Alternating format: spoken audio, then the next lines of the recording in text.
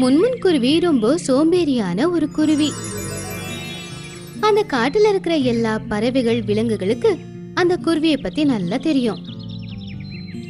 அது சில நாட்களுக்கு முன்னாடி கர்ப்பமாச்சு.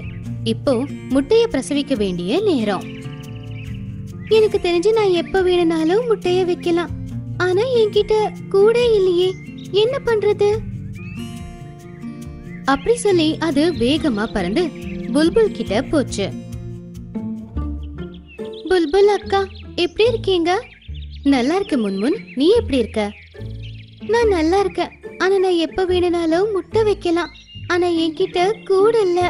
உன்னோட கூட்டுல தான் நிறைய இடம் இருக்குல்ல, உனக்கு எந்த பிரச்சனையும் இல்லனா உன்னுடைய கூட்டுல நான் முட்டைய வைக்கலாமா? அப்ப புல்புல் இப்படி சொல்லிடுச்சு.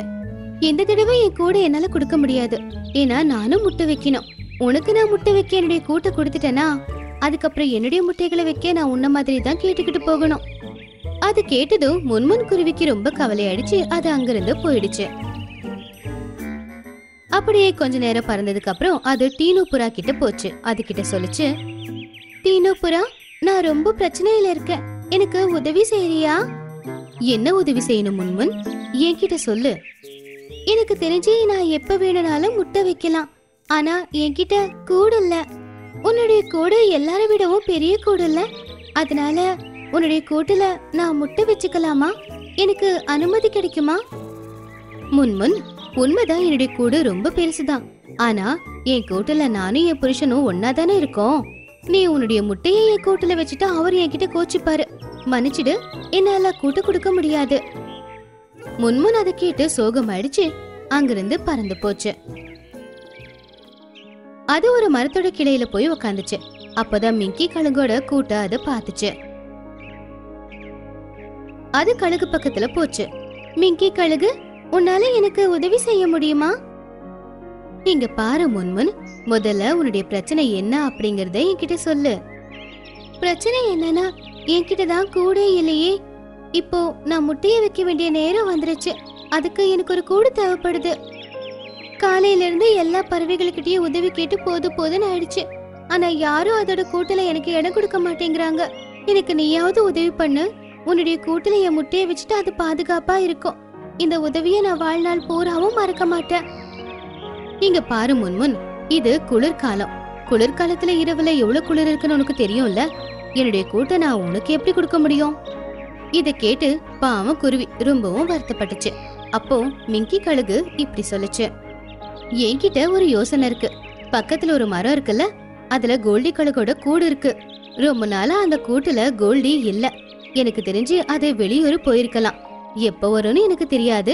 இப்போதைக்கு அந்த கூட்டை நீ பயன்படுத்திக்கலாம் அப்படின்னு கழுகு சொன்னதும் முன்முன் குருவி அங்க உக்காந்துக்கிட்டே பக்கத்துல இருந்த கூட்டை பாத்துச்சு. அந்த கூடு பாக்குறதுக்கு ரொம்ப பெருசா இருந்துச்சு. இப்பதான் அது சந்தோஷப்பட்டுச்சு.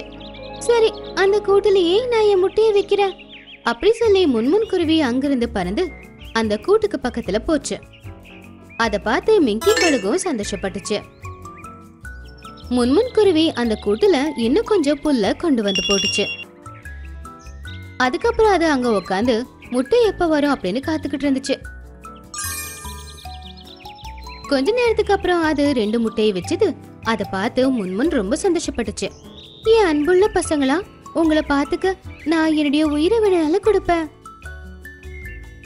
அப்படி சொல்லி முன்முன் அந்த முட்டைங்க மேல ஏறி உக்காந்துச்சு. அந்த முட்டைகளை ஒவ்வொரு நொடியும் பாதுகாத்துக்கிட்டு இருந்துச்சு. மிங்கி கழுகும் அடிக்கடி வந்து எப்படி இருக்க அப்படின்னு விசாரிச்சுட்டு போய்கிட்டு இருந்துச்சு.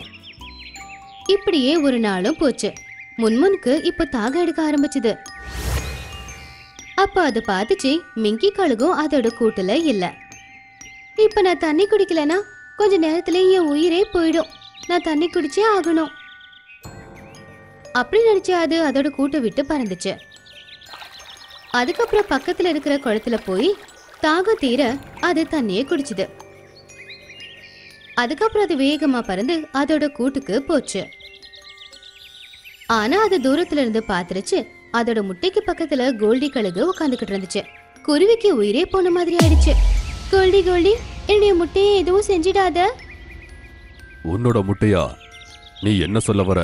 நீங்க இங்க இல்லாதப்போ உங்க கூட்டுல நான் என்னுடைய முட்டைகளை வச்சேன். இல்ல, இது என்னோட முட்டை. என் கூட்டுல இருக்கு, என்னோடதா இருக்கு. அத கேட்டதுமே பாவம் முன்முன் தவிக்க ஆரம்பிச்சுது.